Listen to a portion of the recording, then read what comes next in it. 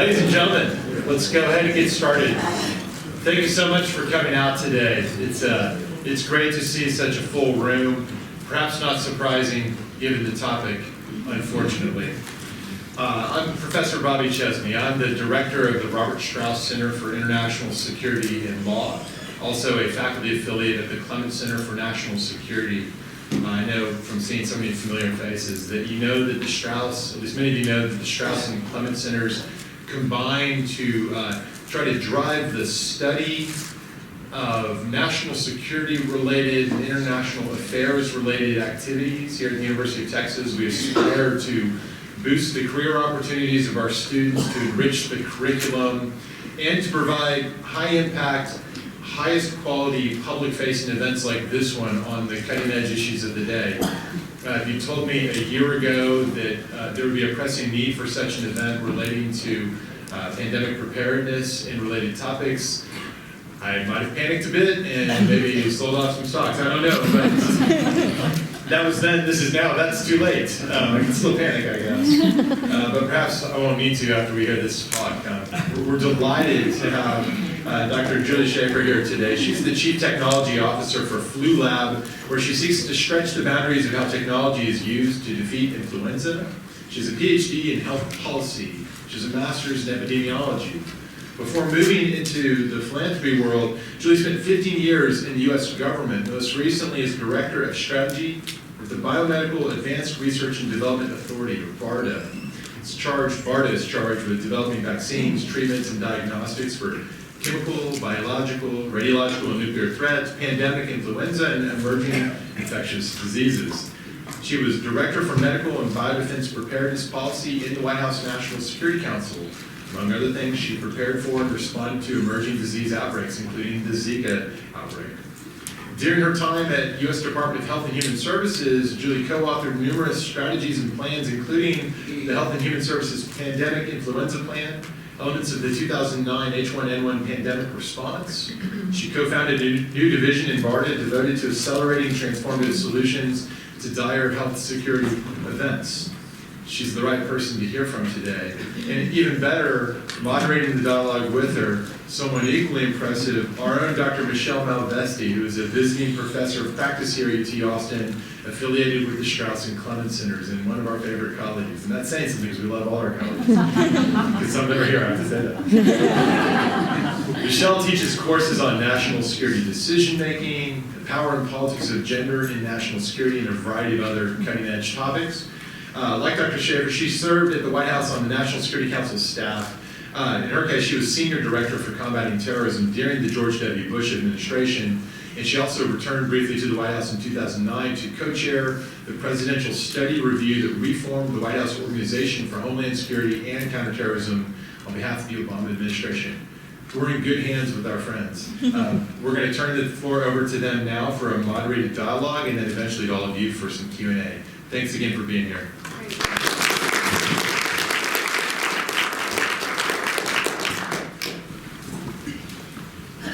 First thing is to make sure that the mic seems to be working, so. Mine too? Yes. All right, Good business, everybody. Bobby, thank you so much, Professor Chesney, for your kind comments and for helping to arrange this. Will certainly be, including for me, an informative conversation with Dr. Julie Schafer, and it truly is a pleasure to be here with Dr. Schafer today. She's going to help educate all of us on infectious disease outbreaks, on how governments plan for and respond to emerging infectious diseases, and also what can be done to help prevent pandemics in the future. So it's truly a privilege to share the stage with you today. Let's start with some background on the current outbreak so that we all have kind of a foundational understanding about what we know, and perhaps even more important, what we don't know in this sea of uncertainty. So two questions to start off with first. What are coronaviruses in general? And then what do we know about SARS-CoV-2 in particular, including how it's transmitted, incubation period, severity of illness? So I'll turn it over to you. Well, thank you. So it's a pleasure to be here with you all. And I'm also, you know what's great about something like this is there are well, it's not great that there's so much uncertainty, but there is so much uncertainty that this winds up being a dialogue between us and with all the rest of you as well, because there's a lot that we're not sure about yet, and we're all kind of muddling our way through.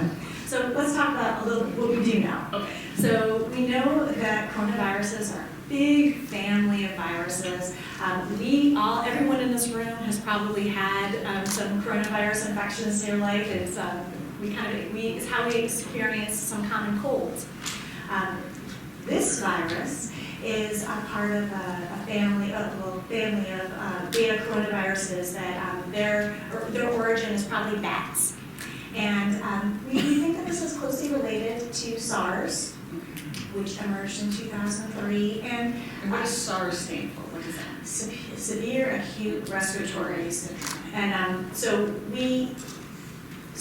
what we know about these is that they can cause very, very severe respiratory infections for folks, and pneumonia, and making it difficult for people to breathe, and then they can kind of cascading effects in people.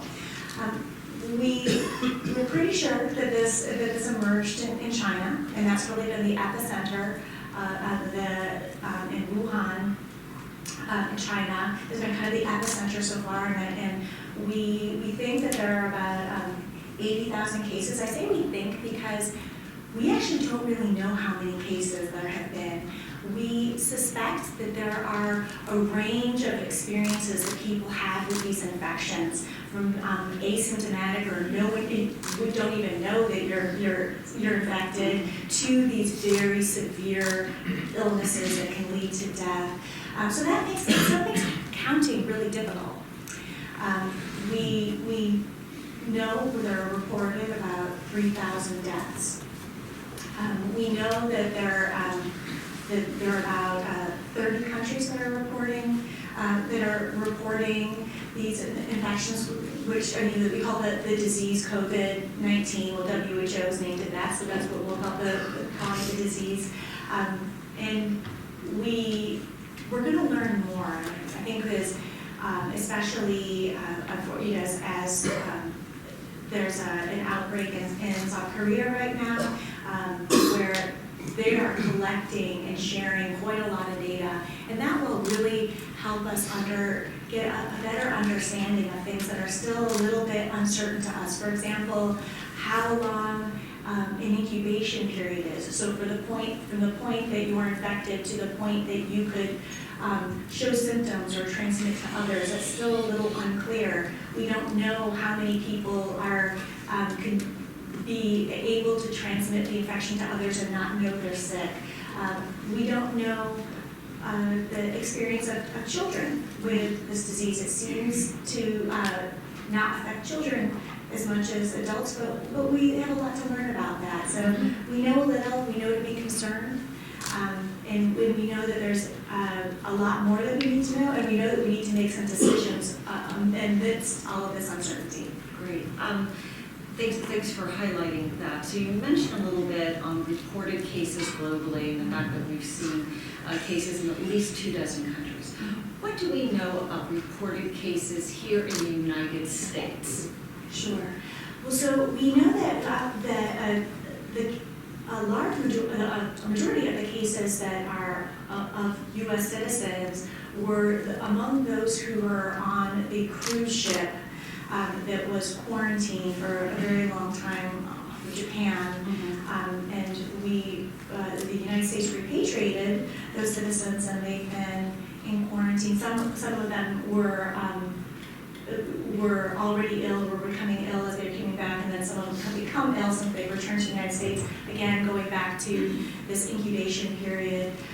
So for us, we don't have as much testing in the United States as I think anyone would want, but we don't believe that there is community transmission of COVID-19 in the United States right now. Many of you probably saw reports or may have watched CDC during their press conference talked about the need to prepare that this kind of community transmission is very possible in the United States. we don't know exactly when, but it is something that the CDC believes to be a strong possibility. So many of us, I would say perhaps most of us here in this auditorium, so we're not public health professionals such as you. We don't have the background that you and some of your colleagues do sitting here. But so for those of us who are not educated on this, some of us may be questioning, why do we not have accurate forecasting on this? How come we are not being able to be accurately told how many people we expect to be infected here in the United States? And when exactly is that going to happen? And where exactly is that going to happen?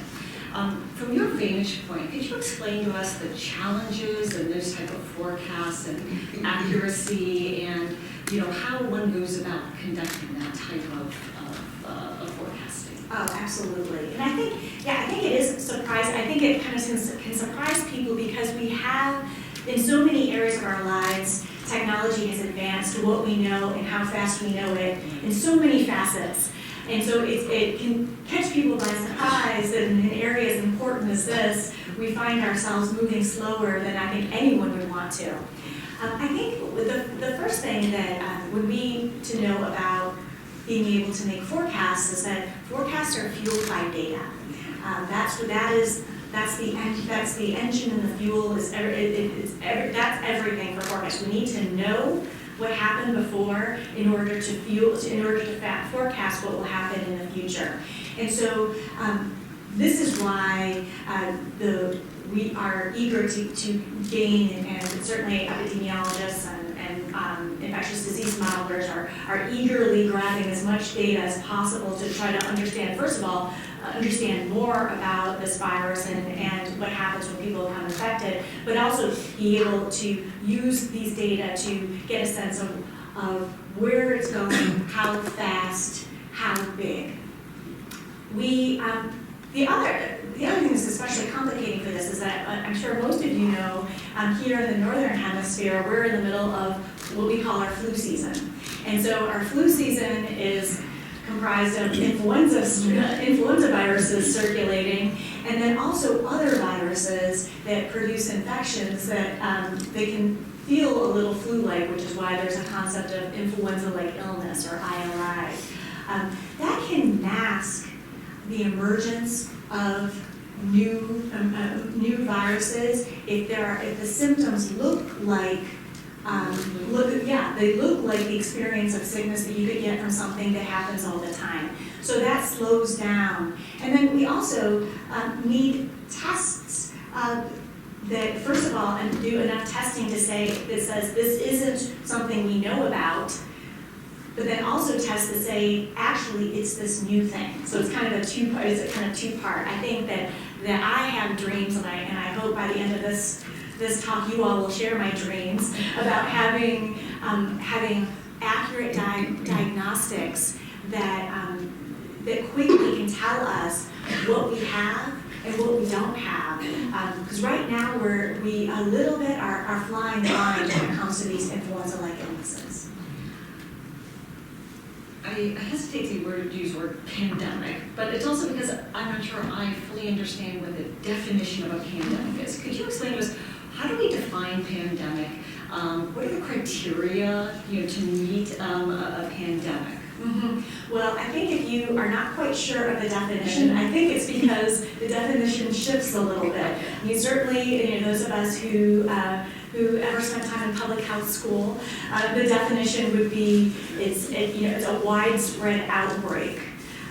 So if we or a widespread epidemic. So an outbreak is local, something more than expected. And so if we if it's something novel or just bigger than you'd expect, it would be an outbreak or an epidemic.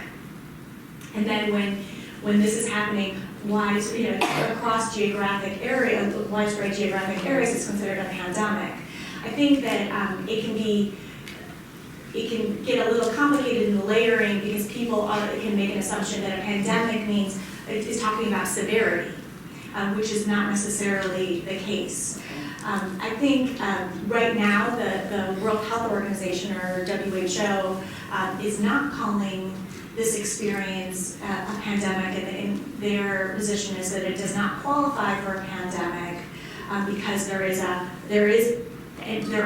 see it as a series of epidemics, so that they're not all connected. They're not all connected, or there's not. I suspect they don't see it enough local transmission or that community transmission happening outside of certain areas. So it's a little bit of a wiggly term. I think earlier, and I know that we'll be sure to cover this later today, but earlier in pandemic planning, we were very attached to phases of pandemics. And I think as we experience different diseases have emerged, and we've had different experiences, a lot of policy makers and planners are moving a little bit away from those phased approaches, because they don't see the utility in the names, and because these words can be so loaded. As you and I have discussed in this post-9/11 world, post-9/11 era, we've moved away from defining or discussing pandemics as merely a kind of quote health thing, and redefined it to look at pandemics as both threats to health and to national security. Could you walk us through a little bit of that evolution, what prompted that, and how those changing definitions, parameters, and how we choose to view it, not just through a public health lens, but through a national security lens, kind of affects our understanding and resources, et cetera, that we devote to it? Absolutely. I think that it's commonly understood that there was this beautiful time in infectious diseases when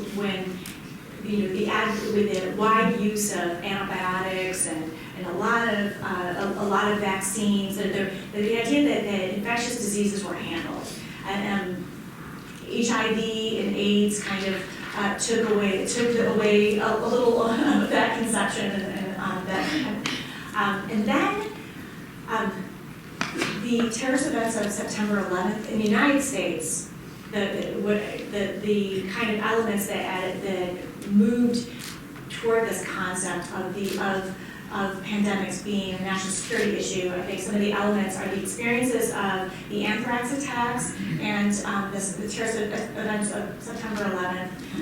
The experience of SARS, which was really in 2003, which was very alarming to the public health community, and also to the reactions of communities that had these infections, how scary it was for people, and then how do people behave when they're very scared, and the cascading societal and economic impacts of that fear. In the United States, the experience of Hurricane Katrina was also very foundational in shifting our approach to thinking about these events with the understanding that we have to look at this is bigger than health, that we can't look to within the federal government, the Department of Health and Human Services, to do all of the planning and all of the response to these big health events. It's a recognition that it takes the Department of Defense, it takes certainly the Department of Homeland Security, it takes the Department of Education, all having to do this planning together. And all of the events that I listed as being the kind of underpinning are really events that caught policy makers by surprise in some way. They were unexpected. They found the impact of these events unexpected, and so there's a recognition that we need to think about this differently. And certainly all of this came together also with the outbreak of H5N1 avian influenza, which spread to birds, and then also occasionally in people. And when people become infected with H5N1, they become very, very ill. It has a very high case fatality rate, and so that it's a high likelihood if one becomes sick with H5N1 that they could die from it. that scared people and led to a real push towards looking at pandemic influenza differently. Because policymakers started thinking, okay, we've had all these experiences. These are things that we weren't quite ready for. Let's start talking about the thing that would affect everybody all at the same time. And most would agree that there are a few things that have the capacity to have such a global impact, a negative global impact, as an influenza pandemic. And so that led to the development of the National Strategy for Pandemic Influenza, which really took a holistic, whole of government approach, looking at federal, state, and local governments across departments to say, okay, we need to, this is a multifaceted problem, and we need to look at it differently, and we need to coordinate and collaborate. So we'll spend some time in a few moments on the preparedness response and go through exactly this foundation of partnerships that are critical to addressing this from a whole of government, whole of society approach. But when to kind of pivot a little back to this word pandemic, we hear pandemic and it just sounds so scary to a lot of people, a lot of us. And yet not too long ago, another pandemic had emerged in 2009 with H1N1. Describe for us what happened during that event, just kind of, and to the extent that you're able to, given the limited information we have right now with the current outbreak, kind of compare that as to what we experienced in 2009 versus what we are seeing now. Okay, first of all, does everyone remember the pandemic in 2009? Okay, because it's very interesting, because for those of us who were in the response element of this, well, I can tell you every single moment, but something that's very interesting about it, I know, and we're going to talk more about pandemic planning in a little bit, but I would say that it wasn't the pandemic we planned for. We planned for an influenza pandemic to look a lot different than what it was. So what we experienced in 2009 was an influenza pandemic that emerged in Mexico. As opposed to Asia. As opposed to Asia, which is a lot of people's assumptions, because a lot of influenza viruses emerged from Asia. And something that was that we can see some parallels to our experience now is it goes back to you don't entirely understand, you don't know what you're looking at yet. So with 2009 H1N1, we saw kind of a spike in influenza infections in Mexico, and that's very strange. And then we saw some students who were in New York come back from Mexico with a lot of influenza. That's very strange. And then we saw some severe influenza infections and say, okay, that's really, really strange. And so we at first thought that we were dealing with an emerging influenza virus that was like that 1918 influenza virus that had the capacity to cause very severe illness in people, in a lot of people. And that was because, a lot of that was because we didn't know with the rest of the, what it turns out was there was just a lot of this virus circulating in people. And some people, and just like how it always works with flu, and from what we understand with this coronavirus as well, a lot of people will become ill and recover. And thankfully, a smaller percentage of people will become severely ill. Mm-hmm. And so it just took a while to understand all of that. And that's where it's just the data collection becomes so very important. And we really found out about 2009 H1N1 a little in California, a little bit by a fluke. They were testing a new diagnostic, influenza diagnostic, and just wanting, collecting the data so that it could be, cleared by the FDA to be used, and they just happened to swab someone who had this novel influenza virus. So it was by chance. So some of us, for those of us who may not remember H1N1, you referenced, of course, a current flu season, and some of the complicating factors of that given the current outbreak. But sometimes we don't have the same reaction to our current flu as what we're seeing now with with what's been named coronavirus commonly being referred to.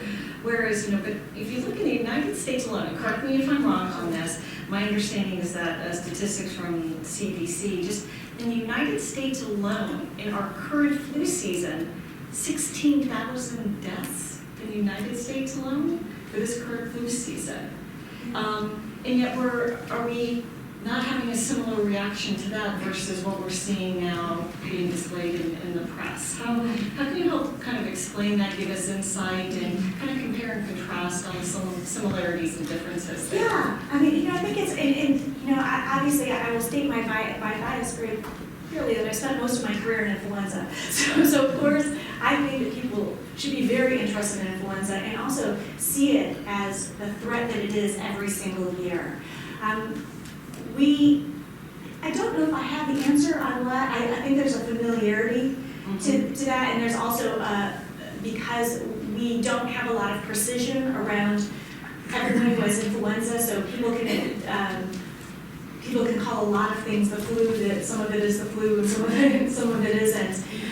So I think that helps contribute to a little bit of complacency. I think that the other element that contributes to a sense of complacency with influenza is that there are, unlike this coronavirus, or really any coronavirus, there are vaccines and treatments available for influenza.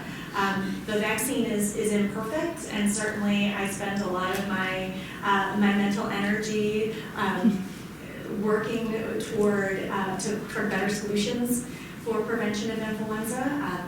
The therapies are imperfect, but certainly can really do a lot to both the vaccine and the therapies can do a lot in terms of to save lives. For those that you do become, preventing people from becoming severely ill and then treating people who become severely ill and keeping them from dying. But I think there's first of all, this familiarity. Second of all, that there are some countermeasures available. Contribute to a lack of sense of urgency about influenza.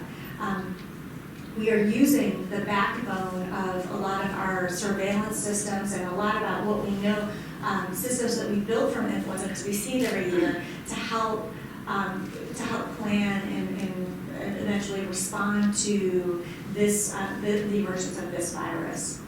So I want you to clarify surveillance systems for those of us in the audience who may have a different take on what surveillance system might be. But this is actually a good opportunity as to put it. You've helped educate us on the virus, the disease component. So let's shift to what can be done about this. So let's talk about preparedness and let's talk about response.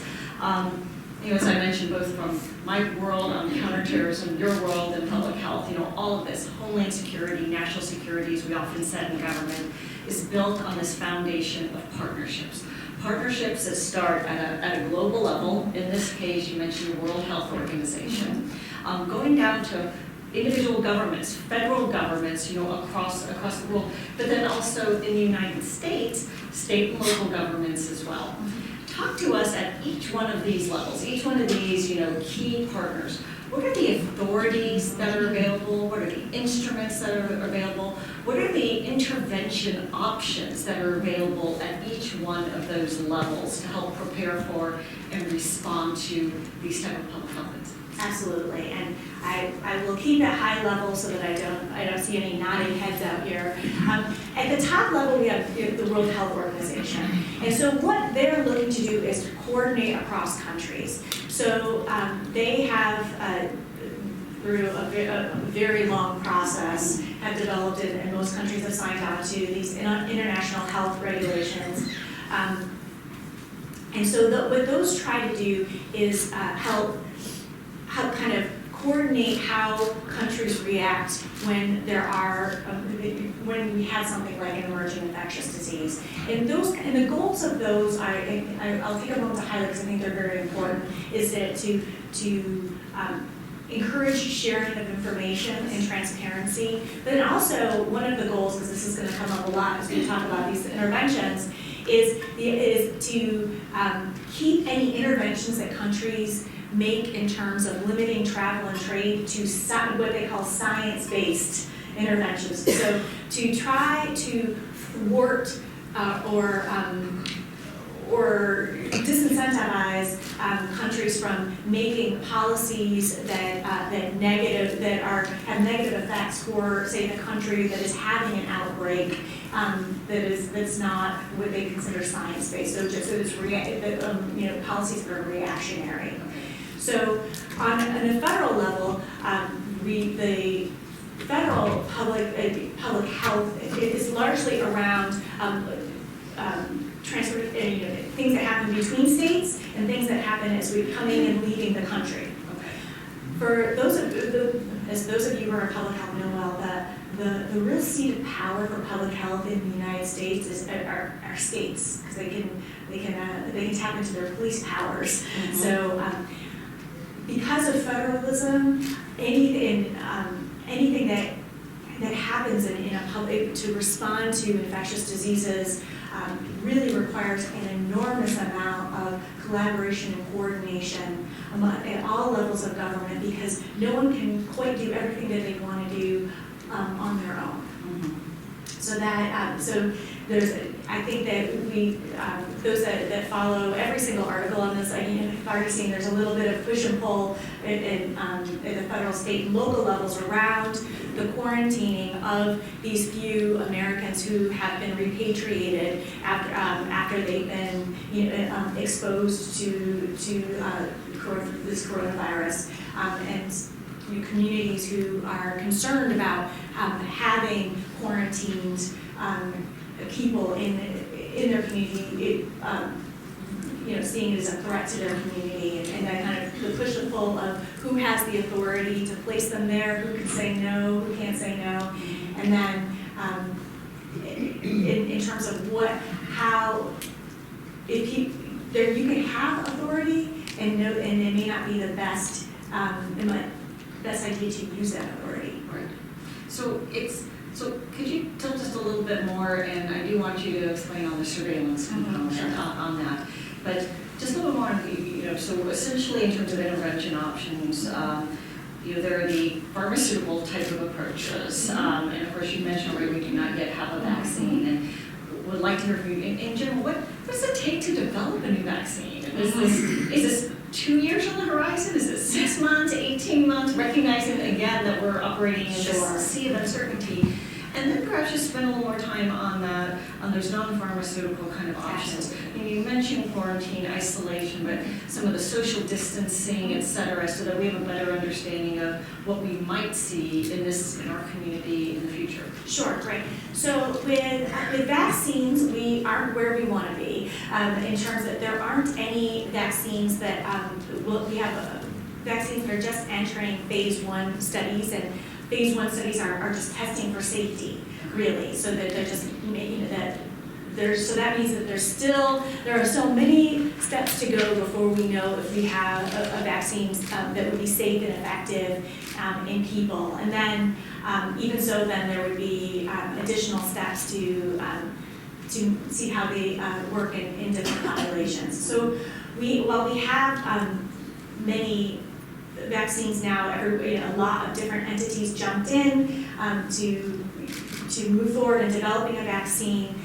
We still have a long way to go. And then the other thing is that even once we develop the perfect vaccine, we still have to make a whole lot of it. About 330 million people in the United States, and if this were to become a pandemic in which there's sustained transmission in the communities across America, and a threat to Americans, then we would need enough vaccine available for those that are in the United States. And so that will take some time to make enough vaccine to cover those people. And we probably need to look at prioritization of vaccines, and that's where understanding more about the virus is so important, so that you can understand which populations are most at risk. And then depending if there are great disruptions, societal disruptions, or disruptions to the infrastructure, then we would also look to prioritize those that kind of keep this society running. So covering healthcare workers and and police and you know, the kind of things to keep society functioning would become important. There are treatments, which would be very important because we do have, it looks like we have a smaller percentage of those who become severely ill. It would be great to have treatments available for those people to help them recover. There are a few options that actually were developed for other, you know, they're mostly broad spectrum antivirals, which means that they cover a lot of different viruses. Hopefully, they cover a lot of different viruses. One in particular was developed with the intention for use in Ebola. It wasn't as successful as they wanted to be for Ebola, but they're looking to be able to use it. It looks like it might have some utility for coronaviruses. Diagnostics, and this goes back to surveillance. We're going to get to your surveillance question. We're going to get there. Make you wait for it. So diagnostics are really important in terms of being able to be able to say what a person has and what they don't have. And so surveillance is built on testing people, usually in healthcare settings. And then those data are reported into public health systems. And so right now, most of the testing for this coronavirus is in the United States right now is unfortunately mostly occurring at CDC, which is wonderful facilities and amazing. It's amazing, but they can only do so much. Ideally, you'd want a lot of testing happening in all of the public health labs going around the country so that we can have more data available that feeds into these surveillance systems so that we can see where the virus is. So that's where diagnostics are incredibly critical. Having diagnostics that are available in public health labs, but also, and this is something that happened with the Ebola response, and especially the Zika response, bringing in private diagnostic companies and having them work on these diagnostics so we can diversify the types and number of diagnostics available so that we can get more information for better surveillance. So I keep hearing more information. So I would say, let's pretend you are back in your old job at the White House. Okay. Walk us through, what are the factors that policymakers are weighing right now? What are they thinking about? So, and maybe it is more information. What type of information would that be to help us reduce uncertainty, to help manage the risk, and to help think through decision-making going forward? Yeah, I mean, I think right now, well, first of all, I'm sure that that many of you saw that the White House has put in for emergency supplemental for funding, pretty modest compared to often emergency supplementals are $6 billion or $7 billion. Interestingly, this emergency supplemental, it looks to repurpose Ebola, about over $500 million of Ebola funds to put towards this, which so it's reprogramming of other type of money for Ebola. Which is an important insight in terms of what they're thinking about in terms of the risks that the infectious, how they're assessing the infectious disease risks. Okay. So their assessment, one could surmise, is that their assessment is the outbreak of Ebola that is winding down in Africa, is winding down to the extent that they feel comfortable taking money away from that and putting it towards this, planning for this response. The big question right now would be trying to get a sense for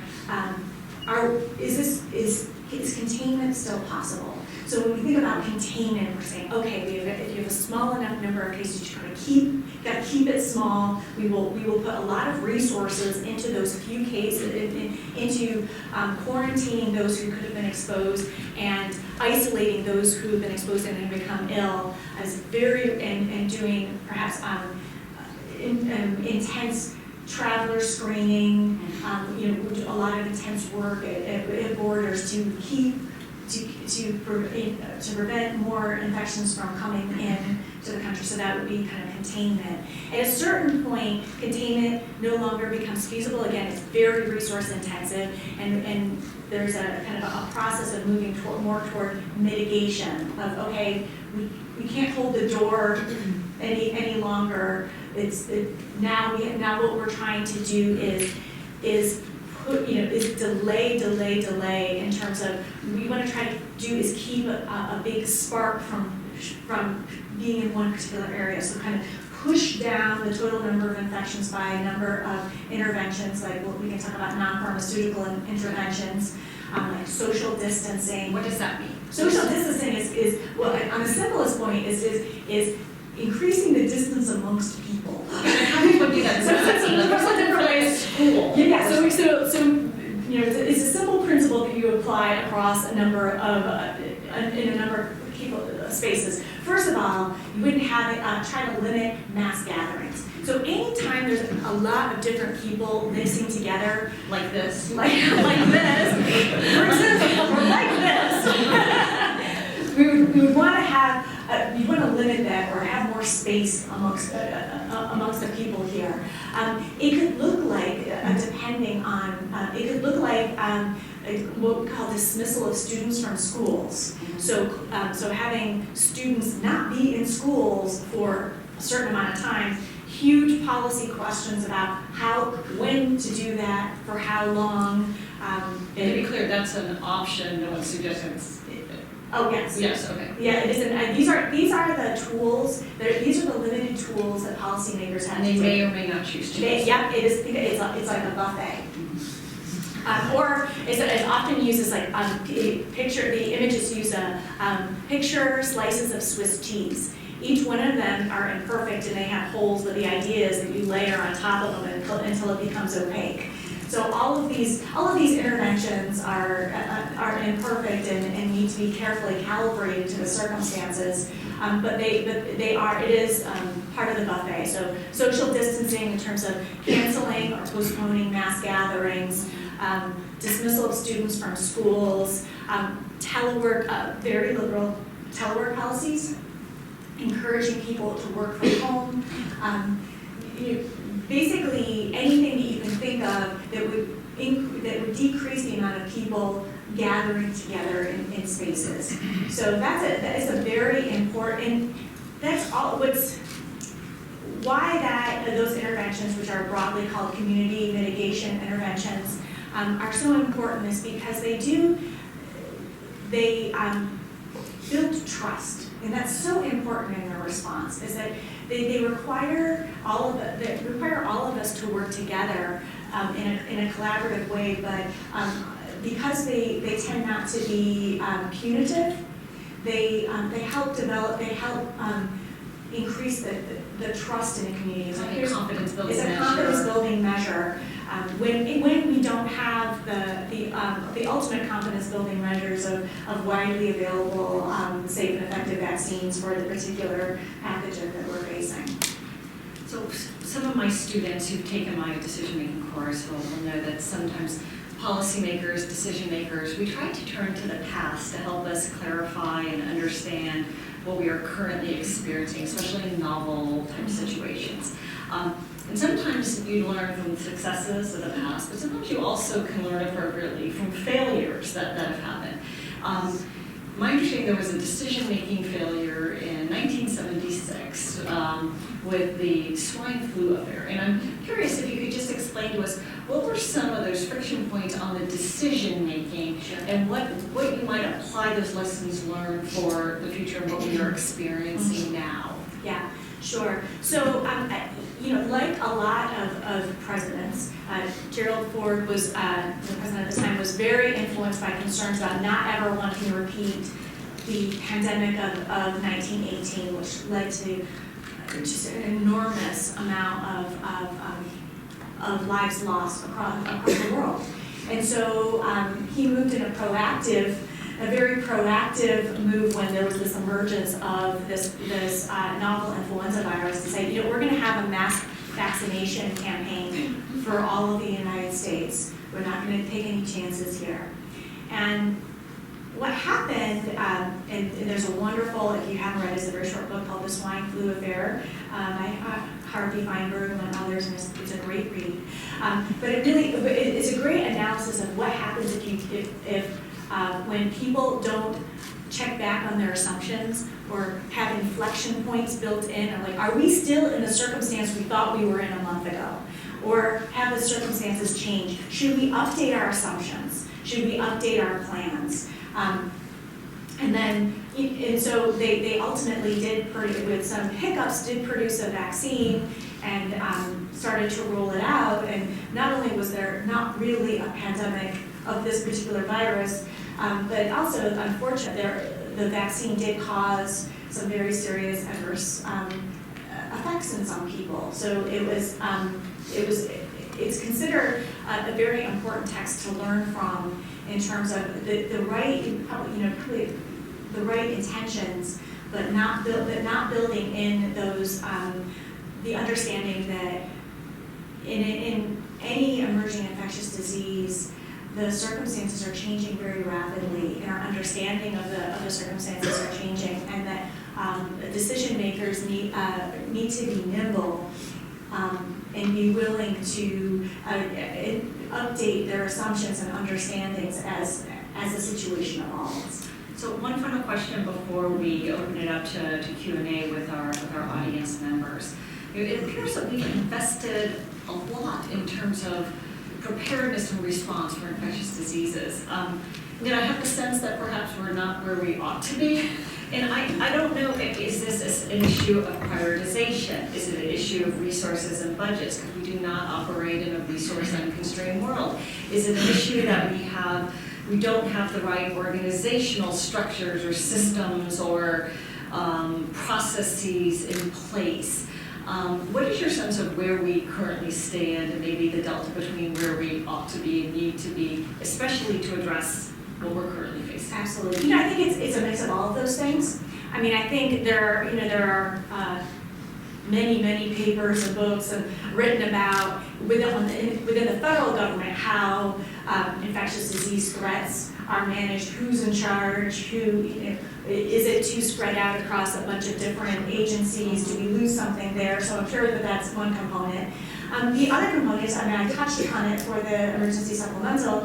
When something new comes, we tend to take resources away from what we consider past and put it toward this new, and then that kind of gets put to the side a little bit. Until something spikes. Until something comes up. So there were resources put into developing a SARS vaccine and SARS therapies, and there were resources and energies put into developing a MERS vaccine or MERS therapies. If we had any of those things now, we'd be probably in a much better place than we are, but both of them kind of suffered from other disease threats emerged, and energies were taken off of that and put on that. Right now, a lot of people who work on influenza are not working on influenza, they're working on coronavirus, because, as you said, the pie is only so big, and so the resources are pulled away from ever kind of finishing the job in one place to put it towards whatever's emerging. For the right reasons, we have to address this thing that's emerging, but unfortunately it comes at a cost of whatever came before it. Well, thank you for sharing this. What I'd like to do is open it up to our audience, which surely will have extraordinarily insightful questions. I could just ask if you identify yourself. And I don't know if there are microphones. We have a couple of people with microphones. I saw this firsthand right here, and so you could perhaps just identify yourself and I'll answer your question. We're starting with a coronavirus expert. So we're already sweating. Josh Lesby, Associate Professor here at the LBJ School. You spoke about things that we don't know, and I wasn't sure if you said much about why we might be concerned about this virus relative to others, relative to the flu in terms of relative infectiousness and relative lethality. If you could say a bit more about that, and maybe if you were writing the talking points for the President for his address tonight at 6 o'clock. Fantastic question. What would you counsel him to say? Okay.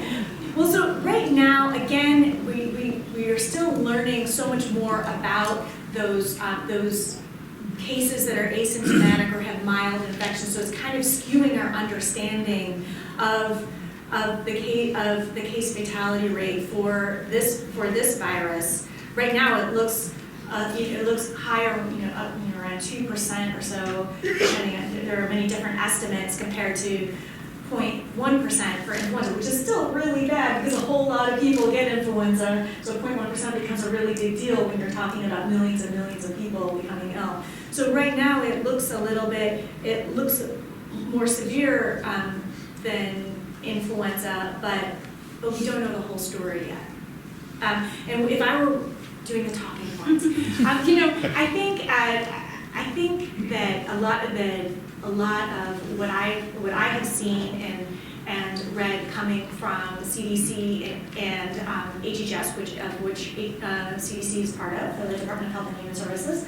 I think that they're hitting the right note of, hey, there's a lot we don't know, and here are some things to think about, because here are some things that might be coming. I think that what we've learned about risk communication is that it is really important to as best we can, tell people about things that may happen that they can prepare. We might, so if there were to be dismissal of students or closed schools, people who have school-age children, it'd probably be really helpful to think about, well, hey, how would I care for my child if they were home for weeks on end? For employers, thinking about telework policies, or thinking about how would my business work if my employees become sick or are otherwise not able to come to work because they have children at home. So if I were writing the talking points, I would be saying that this is the time to plan. When this is not the time to panic, this is the time to have a plan. To have a plan for your family and for communities to have plans as well. Thank you. Over here.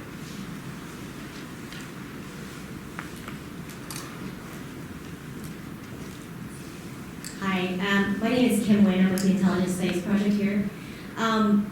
Please correct me if I'm wrong, but my understanding of the quarantine is if you have it, you're under quarantine. There's a range of people with different symptoms, from asymptomatic to very severe. At what point are the people who are asymptomatic, at what point do you say, hey, it's okay for you to go? You can leave the facility, and what is involved in that decision-making process? Sure. Okay, so quarantine is for people who are believed to have been exposed to whatever it is that we'd like to not spread further. So those that are in quarantine, they're there because they are not currently sick, because if they're sick, then they become isolated. But so they are people who could become, they are a pool of people who could become sick. Now, what's tricky about that is often, historically, because quarantine has been used as a public health measure for hundreds of years, is that you're mixing healthy people with people who could be infectious. They could be, if it is that people can infect others without even having symptoms or before they have symptoms. So that's when quarantine can become tricky, and I think that we saw a little bit of that probably on the cruise ship, the Diamond Princess, I think. Quarantine can be very fraught in terms of potentially keeping healthy people, putting healthy people with people who wind up being sick. I think something's really challenging about this emerging infectious disease, and it can happen with a lot of others, is that we're not entirely sure what the incubation period is. So we can make an assumption that it's 14 days that would cover everyone. Maybe it's shorter. Hopefully it's shorter, just so that you don't have to quarantine people for weeks or months on end. But we're not sure. So that does make it does wind up being a very complicated decision that's balancing the rights of the individual with the rights of the community or what's best for the collective. So it winds up being a judgment call based on the limited data that are available, and you have a lot of empathy for those that are in a position to make those decisions. Okay, thank you. Let's go here in the middle. So, yes. We're going to wait for the microphone. It's coming your way. One's coming your way. Thank you. Bill Hartman, an interested citizen. You've done a great job talking about the governmental section. But what about the private sector in the surveillance? I think Google at one time was able to deter people who were about to get the flu, and Facebook, social media, but also in the actual trying to develop the vaccines, etc. Could you talk more about that and how it interacts? I'm so glad you brought that up. Thank you. So first of all, that was another great learning of concentrated pandemic planning that started in 2005 with the need to bring in the private sector. First of all, to encourage the private sector to plan, as I talked about, to plan for a pandemic. Well, what does this mean for my company? What does this mean? But then also, as you point out, the growing recognition that the private sector is vital to and can be called on to assist with things like Google flu trends, as you mentioned, being able to using these cues to understand what is happening in our community that in some cases can mirror what other surveillance networks we're seeing. Even though it didn't involve a test, it just involved human behavior. So I think that certainly BARDA, which is an organization within the federal government, is built on public-private partnerships, and so their actions for this virus and for others the first thing they do is go talk to the private sector and say, hey, who can apply some of your technologies to this problem? We know you weren't planning on doing that, but would you be willing to? So BARDA brought in, is partnering with Johnson & Janssen, which is within Johnson & Johnson, and Sanofi, which is another large pharmaceutical company. It really helped in building that recognition that there are some things that government can't do on its own, and those public-private partnerships are very vital. And does that include also the philanthropic sector? Right. Yeah, and I think that, and certainly as we see more as philanthropies have gotten very engaged in public health and global health, and in many ways are in some cases have stepped in areas where that would more traditionally be funded by governments, but philanthropy. So you see the Gates Foundation has put $100 million towards addressing this outbreak, including in support for developing vaccines, surveillance, which are now Dr. Malvesti is very can jump in and help with that. But all of these kind of elements, supporting these elements that can be usually would be in the purview of governments. Great, thank you. Questions up here? Let's go to in the back. Thank you.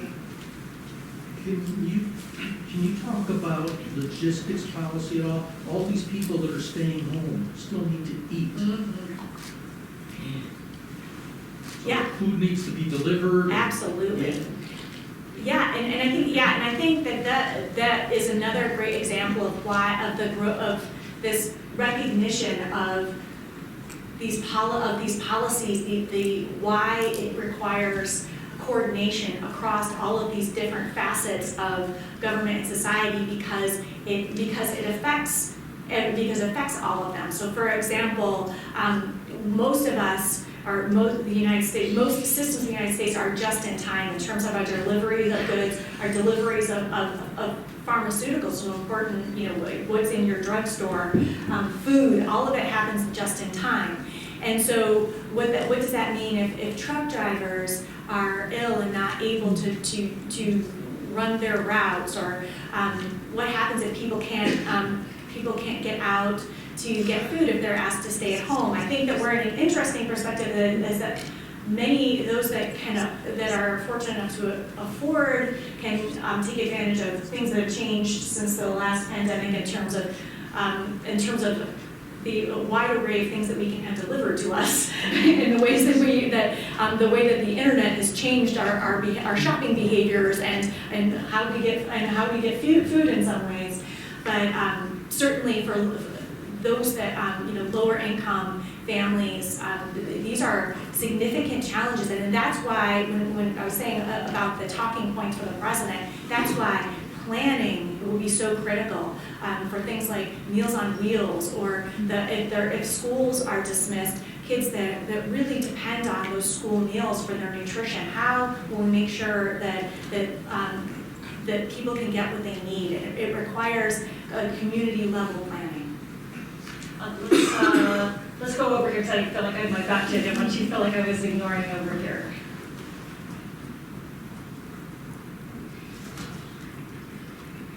Hi, my name's Anna. I'm a dual degree student in global policy and public health. And so this seems to be contingent on data. And I know we're really excited about the data from South Korea, but what kind of data is coming from China, the epicenter of the disease? Yeah, and I think that I'd like to say that a lot more than China has shared before. So I think that, and certainly researchers are making use of the data that are being provided by China. China uploaded sequences of the viruses into databases, which is really helpful. That were quickly snapped up by researchers to get a sense of what's going on. I think that China was faulted in 2003 for not sharing information more readily about SARS. And so I think compared to that, I think there's global agreement that they're sharing more. The World Health Organization has been very appreciative of the data that China has shared. I think many of us are very data hungry, so maybe nothing will save us. But I think diversifying unfortunately, as the virus spreads to other areas, we're diversifying our data sources, and that's helpful. But I don't want to diminish what China is doing. Okay, let's go back top here, and then we'll hit here. Hi, I'm a law student here. I'm from China, and my parents are both doctors in China. After the outbreak of the virus, they had to work for months without weekends, and there are many critics towards the Chinese government about this treatment. Based on the reports, news, and your knowledge, do you think what is the biggest problem of Chinese government when dealing with this virus? I mean, I don't feel that I have enough information to say what the biggest problem is. I certainly, as you mentioned, there has been a lot of criticism for how within China on how the Chinese government has handled this epidemic. Certainly, the number of reported healthcare infections among healthcare workers in China is very worrisome. I don't know exactly why there have been so many infections. Certainly, we've seen many reports, as you've mentioned, in terms of healthcare workers being asked to work, having to work very, very long hours. There have been reports, I cannot validate them, that healthcare workers have maybe not had sufficient personal protective equipment, or that has become scarce in some areas of China. Again, I can't validate that, but that would be a great concern. But certainly, anything that working very hard in conditions where you might be exposed to a lot of virus without enough protective equipment could put them at great risk, and that's of concern. No country has just sitting around waiting the kind of hospital capacity to handle large outbreaks of infectious diseases. So the United States, if we had a large outbreak in any community, we would also have challenges in terms of being able to care for everyone. That's why when we think about these interventions, we're always looking to spread out the number of the infections, to have them not all happen at once. We're doing these social distancing interventions and others so that we, as much as possible, spread out and limit the number of infections at one time so that we can prevent circumstances like that. You've been waiting very patiently, and I very much appreciate that. If we could have a microphone down front. And I appreciate that you brought your own blanket. I know, I must have been a little envious right now. My name is Monique Wright, and I work for U.S. Congressman Roger Williams, and we are starting to get some calls now about concerning constituents. Where do you direct them? I've been directing them to the CDC, and I know there's a weekly call that constituents can be on. Is there anywhere else that you would recommend? I have one more question after too. Yeah, the first thing, I really would direct them to CDC, and the reason that I would especially do that is because of the incredible amount of work that CDC has done in order to produce, to communicate about these health issues in a way that's factually accurate, but then also they have things like checklists or things like that for specific communities for one's particular needs. So a lot of times people ask, well, what should I do to prepare? Or I'm worried about X, Y, and Z. And CDC has put in they've invested in creating those kind of information tools to help people get the information that they need. And they have made a commitment that I believe that they fulfill in terms of being transparent about what they know and also what they don't know, which I think is very important. I would be skeptical of any place that has all the answers. And this is also on their website. Oh, it's all on Information, cdc.gov. Yeah, cdc.gov is a really easy one-stop shopping. It's certainly also where I would send my mother if she had questions. It's the highest compliment, right? You guys have a Last question? question. I know that hospitals don't have the CDC kits, and then the kits that they have are, I think, about 50% accurate, right? The testing kits. So do you think our numbers are correct in the US? Or do we know? I think it would be unlikely. I think simply because there just haven't been enough testing. I mean, I think that no problem. I think it's fair to say that if you go looking for something, you'll probably find it. I think the large amount of testing that say South Korea is doing is really is showing a lot of the infections they have because they're really testing a lot. I think CDC would like more tests available, and it is said that it seems to be a technical challenge, which, again, when you're doing things new, they don't work as smoothly as anyone would want. So I think that CDC is working and will continue to work to get more of the testing capabilities available outside of CDC because, again, that's where we need it. We need it closer to where the patients are.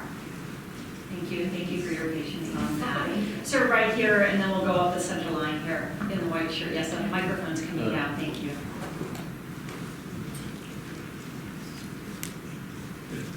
Concerned citizen, obviously. I'd like you to kind of touch on, and I obviously no answer to it, but it seems to me that this would be three things that could happen. Politicizing and planning, morphing into panic, and not taking any side politically, but trying to advise the country tonight. It's very difficult. Like you touch on how people should react to these things. Yeah, I mean, I think that we don't envy anyone in the position of trying to hit the right note, the right amount of intervention. In this time of uncertainty, we don't want people to panic because it's not helpful, or it doesn't make anybody healthier to be panicked. We want to provide enough information so that people can plan and make the best decisions for themselves and their families. I often think about the precautionary principle, which has its roots in environmental science, but I think can often inform these kind of decisions that the decision makers will often err on the side of taking actions that would be more protective than maybe is necessary because of the cost of if they do not enough. So they would rather do a little bit too much than not enough. And as we've talked about a lot today, anything that we do has cascading effects. So if we vaccinate a lot of people, then we will see rare adverse events because if you give enough people anything, you'll see every now and then someone a small percentage of people who will have negative effects of that vaccine. If you have quarantines that are too large or hold for too long or too repressive, then the cascading societal and economic effects are so great that they might have been worse than allowing for more infections. So it's finding that line. It's very challenging. Thank you, Liz. Sorry, I promised here in the middle, and then we're going to go up top here.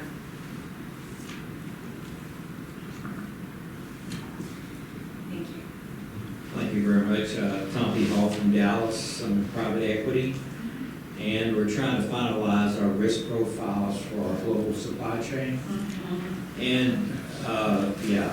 I do not envy you, sir. One thing that would, I think, help us is there a government rating system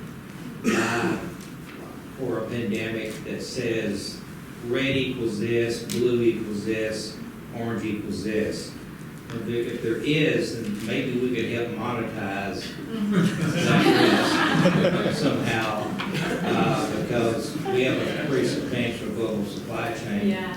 And trying to get our arms around it. And thank you for your presentation giving me, because if you don't understand the science or have a knowledge of the science, it's difficult to understand the business implications of that as well. Yeah, it's a great question. I think around a large amount of across government planning that happened for pandemic influenza starting in 2005. I mean, that's something that that definitely worked a lot about with phases, and we had something called the Pandemic Severity Index. We had a lot of great ideas about that. We found that the actual implementation of it would be really challenging because it assumes that you know a lot more about your circumstances than maybe you know. And so that's what winds up being the challenge of those, and they can be a little bit rigid. So I noticed, as I mentioned briefly, that WHO had announced earlier this week, I believe, that they were moving away from their phases, and the updated documents that the U.S. federal government has done around pandemic planning has kind of moved a little bit away from that as well, because I think that it just requires something that it requires a level of understanding that may not be possible, and again, they're concerned about the cascading effects of being wrong. Not much help for you all. Really feel another great example of really feeling the effects of having to make really big decisions with a whole lot of uncertainty. I think that something that Dr. Malvesti and I talked a lot about are things like planners of large events like the Olympics or more locally South by Southwest, trying to make the decision, well, how do you make a decision whether to continue something that's been planned for a long time, that involves a lot of people and a lot of moving parts, but could wind up having very dire effects. And so again, I'm trying to make these big decisions with uncertainty. Somebody had their hand up here in the back, and so yes, right there. Hi, I'm Nicholas. I'm an undergrad in Royal Island campus. Fantastic, great. I just wanted to ask a question because I haven't been able to find inspiration on my own, but back in high school, I read an article on influenza vaccination rates and how they're affected by outbreaks like Ebola and such, and that there's actually a significant dive in vaccination rates for influenza, which I thought was very odd. And I tried to find out if Corona's had the same implications, especially since they overlap with flu season. And I haven't been able to see any data that would support or deny this theory.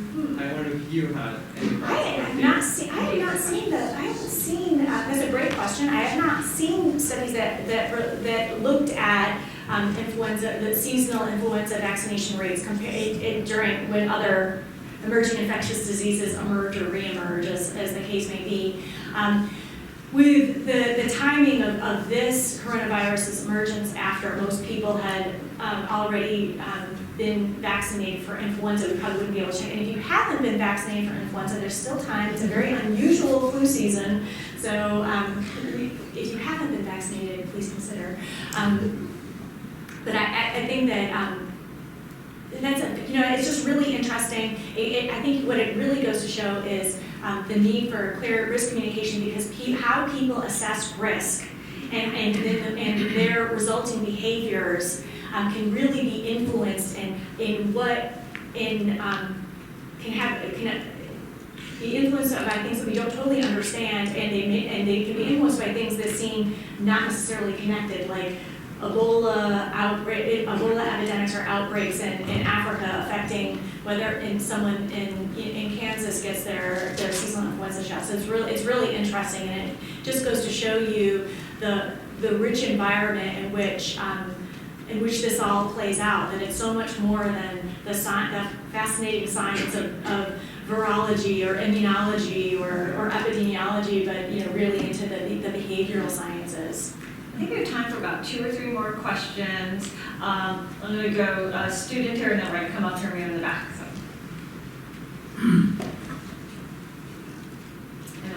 And we'll hit you right next. Thank you. Hi, I'm Emily. I'm a PhD student in integrative biology.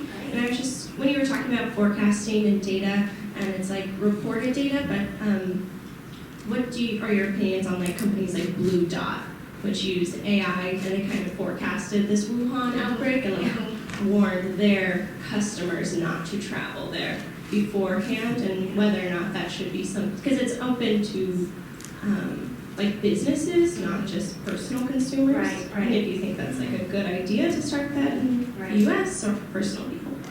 Right, so I think great question. I think in general, I am extremely interested in diversifying the streams of information for how we understand our situational assessment of where we are. So I'm very interested in those initiatives. Many of you are probably are familiar with Kinza, which is the kind of smart thermometers, and they are also interested in how they use these products to understand more about what's happening in the communities where they're used. I think that there's a lot there. I think you highlighted it's like anything, it has could be the element, the room for bias, as we saw with Google, with the experience with Google flu trends in the 2009 pandemic, or in the 2012 flu season as well, can show you that they're not perfect.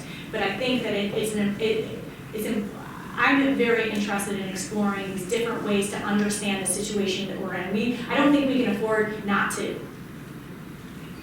Brianna, you had a question here, and then we're going to go up to the right here, back to the coat around the shoulder. So, a bit related to what you were just speaking about, you talked about the need for coordination within the government and then also partnerships in the private sector. Yeah. Is there another national or international issue, say counterterrorism or environmental protection, that has done this well that public health might learn from? Oh, gosh, that is an excellent question. I'm not sure. I guess I would ask Dr. Malvesti if she can think of something that is outside of health. I mean, I think when you started to ask your question, I immediately jumped to health things. So I guess that's my bias.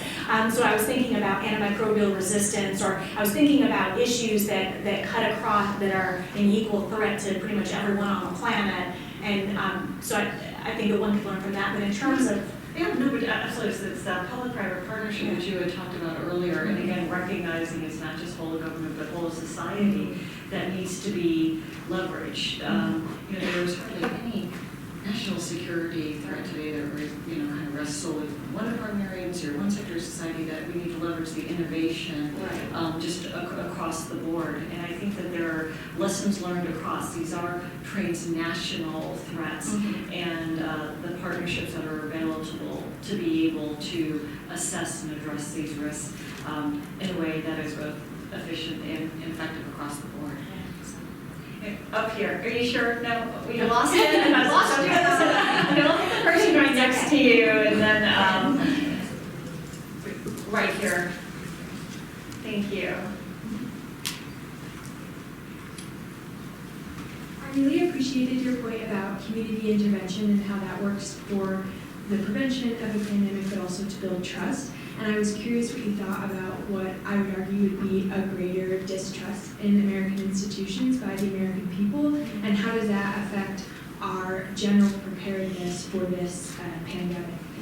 It's a great question. I mean, I think a couple of factors that are worrisome is certainly since 2008, we've lost a lot of state and local public health officials. There are fewer of them. They were affected by the economic downturn. So first of all, you have fewer professionals that are able to do that on the ground work. I think most what we've learned when we've done across a number of different disciplines is that people trust the people that they know. And so the effects of not having as many state and local public health officials out in communities means that people that trust building is harder. So I think all responses wind up being local, and so I think while there might be certainly if people are surveyed, they'll have a distrust in institutions, but they tend to trust the people who may be part of institutions that they know. And so I think that's when it'll be incredibly incumbent upon about communities to have clear, consistent information and to be available to help build those trusts. So you get the last question. Yes, right there. We've got the microphone for you. I was wondering how effective the face masks are that you see in every picture. And what's a changing infection? I know it's by air, but what about fomite infection? Right. Yeah, I think so fomite infection means when things are on surfaces and then say something there's let's say an influenza viruses on this table, and I touch the table and then I kind of infect myself, usually touching your face. I'm always trying to remind myself not to touch my face. It's challenging. Humans love to touch our faces. So do other primates. So I think that there has been a lot of long-term and open questions about the utility of face masks and respirators in preventing infections. As a rule of thumb, and I think that we don't have all the answers for this coronavirus. I think some rule of thumb is that if someone is sick, you don't want to use a respirator, which if you ever worn a respirator, they're kind of hard to breathe out. But a face mask can be useful to if they're going to be to keep people from infecting others, just kind of catching. And then those that are in a position where they could really be experiencing a lot of virus exposure, so healthcare workers or who benefit from it. I think that the community use of face masks and respirators, I think, is a more open question. So with this, we are almost at, I cannot think enough for educating us. I'm going to leave just with one final question, especially in an academic setting, especially with so many students here. For those of us who may want to pursue a career in public health or studying epidemiology, what final thoughts that you might have on how to go about thinking through these issues and either kind of professionally or academically, any suggestions you might have? Yeah, I mean, I guess my biggest advice, I think, just speaking for myself, is that there are many different roads to get to where you want to be, and I think I found what wound up being just a career devoted to influenza through kind of taking a presidential management fellowship, thinking that I would be in the government for 2 years and it would just be a way to kind of do something a little bit different. And then by just saying yes to opportunities that presented myself, that were presented to me, and then I found this, I had so many fascinating career experiences by just not saying no. And knowing that you can say yes and go down a road, and it doesn't mean that you've closed off all these other roads, that most of us will be in the workforce for a long time, maybe longer than we would want to be. So we have time to do a whole lot of different things, and I've had the opportunity to work in policy at all levels. I've had the opportunity to be on my hands and knees in vaccine manufacturing plants, looking at air handling systems, that just by saying yes to opportunities that presented themselves to me, and that has made, for me, a really fruitful and what I find to be a very meaningful career. Julie, Dr. Schafer, thank you so much.